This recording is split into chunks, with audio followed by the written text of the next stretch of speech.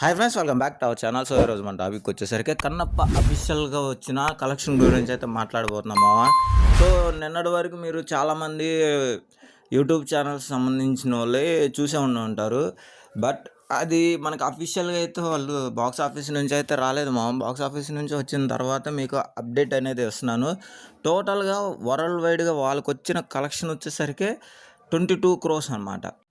అది మనకి gross only కానీ షేర్ అనేది మాత్రం వాళ్ళకి ఇంకా ప్రాఫిట్‌లోకి అయితే రాలేదు కాబట్టి షేర్స్ గురించి అయితే వాళ్ళు ఇప్పుడైతే డిస్కషన్ అయితే చేయరు.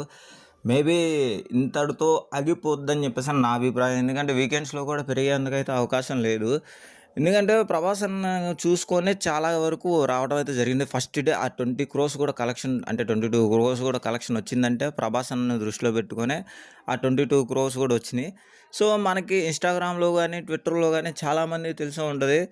మనకి ప్రభాస్ అన్న ఉన్నాడు కాబట్టే ఎళ్తున్నాం అని చెప్పేసని చాలామంది ట్వీట్స్, అలాగే ఇన్‌స్టాగ్రామ్స్, రీల్స్ కూడా చాలామంది చేశారు. సో కన్నప్ప మీదైతే ఎవరికి అఫీషియల్‌గా అయితే లేదనమాట హోప్స్ అనేది.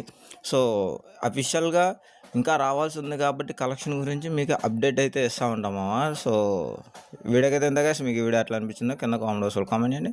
అట్ ద సేమ్ టైం ఈ వీడియో కనుక నచ్చితే లైక్ చేయండి, షేర్ చేయండి, సబ్స్క్రైబ్ చేసుకొని బెల్ ఐకాన్ ఆన్‌లో పెట్టుకోండి. Thank you so much. Thanks for watching. See you the next video.